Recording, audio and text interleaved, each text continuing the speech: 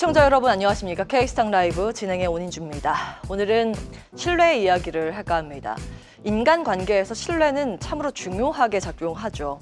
관계 심리학자 존 가트맨은 신뢰는 거대한 행동에서 만들어지는 게 아니라 일상의 아주 작은 순간들이 반복되며 쌓이는 것이다. 그리고 신뢰는 단 한 번의 배신으로 무너질 수 있다고도 말했습니다. 이는 인간관계에서나 금융시장에서도 다르지 않습니다. 워런 버핏이 말한 일상을 쌓는 데에 그 명성을 쌓는 데는 20년이 걸리지만 무너지는 데는 5분이면 충분하다와 맥락을 같이 합니다. 오늘 우리가 마주한 금양의 이야기가 바로 그렇습니다. 한때 2차 전지 대표주로 불렸던 금양, 2022년 당시 시가총액은 9조 원까지 올랐었는데 당시에는 코스피 200에도 편입이 됐었죠. 그런데 지금은 감사 의견 거절이라는 판단을 받고 상장 폐지 심사 대상에 오르게 됐습니다. 금양은 외부 감사인으로부터 계속 기업 불확실성을 이유로 의견 거절을 받았습니다. 작년 기준에 손실액이 1,300억 원 정도가 되고 유동부채가 유동자산보다 무려 6천억 원 정도 더 많은 것으로 집계됐습니다. 현재 금양은 거래 정지에 들어갔고 4월 11일까지 이를 소명하지 못하면 상장 폐지 절차를 밟게 됩니다. 하지만 이건 금양만의 일은 아닙니다. 3월 21일 단 하루 동안 21개 상장사가 감사 의견 거절 판정을 받았고요. 총 31개 기업이 상장 폐지 심사 대상이 됐습니다. 이 가운데 저 끝에 보이시죠? DMS. 돈을 내고 잘 버는 기업인데 왜 여기에 포함됐는가 의아해하실 겁니다. 눈에 띄는 실적이 있어도 신뢰가 무너지면 무용지물입니다. 디스플레이 반도체 장비 기업 DMS는 재무제표상 상장 폐지가 될 만한 현금 흐름이 갖춰지진 않았습니다. 보시면 유보율이 꾸준히 2,500%가 넘어가니까요.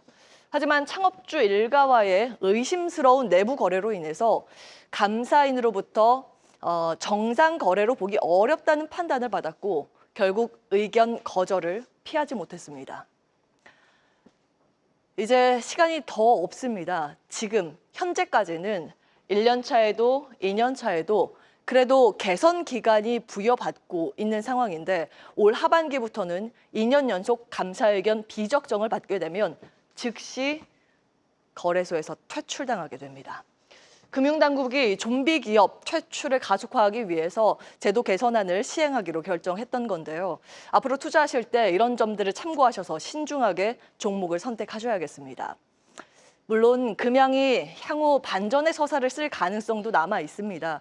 하지만 2024년 안에 분명히 몽골 광산의 효과를 실적으로 보여주겠다던 약속을 그동안 여러 차례 한 바 있습니다.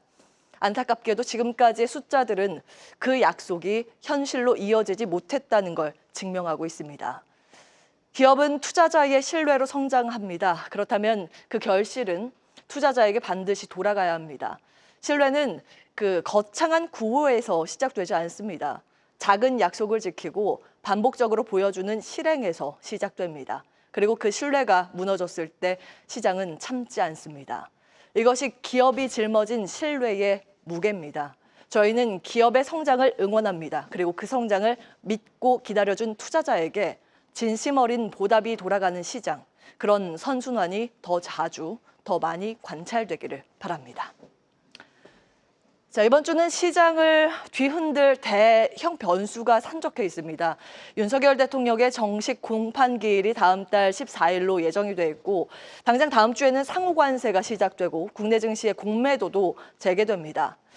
자, 그렇다면 이 재판이 시장에 주는 영향력은 어떨까요? 과거 시장의 반응은 어땠는지 살펴보겠습니다. 작년 12월 16일에 보여드렸던 화면 그 자료 그대로 가지고 왔습니다.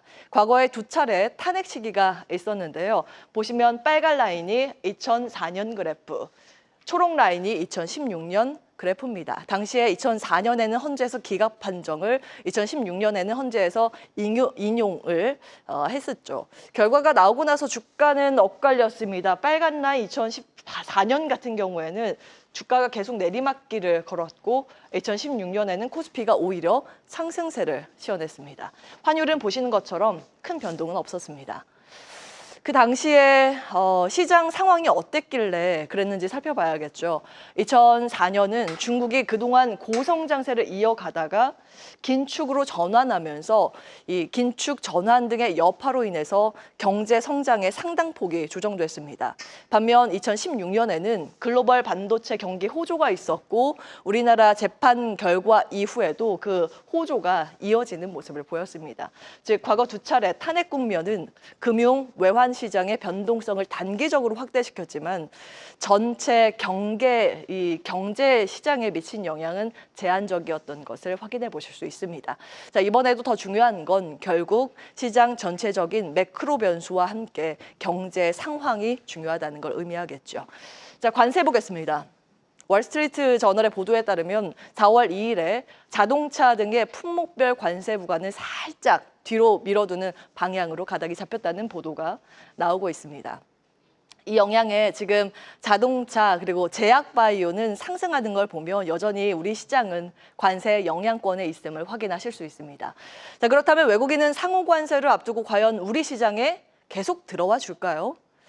그동안 상호 관세를 몰랐던 외국인이 아닐 텐데 최근 갑자기 보시면 외국인의 순매수가 감지됩니다. 빨간 라인이 외국인이고요. 개인은 매도 포지션이었습니다. 특히 3월 17일 이후 외국인은 무려 2조 7천억 원이나 우리 시장에 매수를 했고 대부분 삼성전자에 집중됐습니다. 자, 과거 데이터로 보면 외국인이 이렇게 큰 규모로 한번 사고 나면 통상 그 다음 주도 연속해서 순매수를 보입니다. 물론 그 규모는 확실히 그 다음 주로 가면 규모가 떨어지긴 하지만요. 보시면 2024년 이후로 쭉 나와 있고요. 2023년까지 확대하면 이렇게 계속 연속 순매수가 나왔다는 걸 확인해 보실 수 있습니다. 여기에서 보면 이제 2조 이상 외국인이 순매수했을 때인데 그 다음 주에 보통은 추가적으로 매수했고 예외는 딱 한 번 1월 2주차 있었습니다.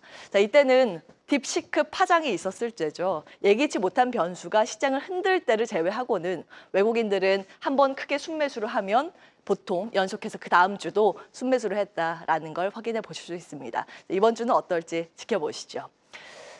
자, 그렇다면 외국인은 어떤 종목을 지난주에 샀을까요? 여러분 아시다시피 삼성전자에 집중 투자를 했습니다. 그 다음으로는 SK하이닉스, 한화에어로스페이스, 현대차, 포스코홀딩스 순으로 담았는데요. 지금 대부분 종목들이 차익 매물 출회가 나오고 지난주에 크게 밀렸었던 한화에어로스페이스가 오히려 이제 상승세를 시현하고 있죠. 자, 코스닥 기관 순매수 상위도 같이 참고해 보시라고 가지고 왔습니다. 에코프로, 주성엔지니어링, 동진세미캠, 테크윙, 이오테크닉스 순으로 담았는데요. 기관은 코스닥 시장에서 대부분 반도체에 집중 투자했다라는 걸 확인해 보실 수 있습니다. 보통은 이제 외국인은 코스피에서 수익률이 좋습니다. 대형주에 대한 분석 자료가 접근성이 좋기 때문인데 코스닥 시장에선 수익률은 기관이 훨씬 더 좋습니다. 왜냐하면 중소형 기업들의 정보 접근성이 외국인보다 기관이 훨씬 뛰어나기 때문입니다. 그래서 참고하시라고 이렇게 좀 정리를 해봤습니다. 자, 오늘은 반도체가 쉬고 제약바이오 그동안 좀 쉬었었던 섹터가 오히려 상승을 하고 있는데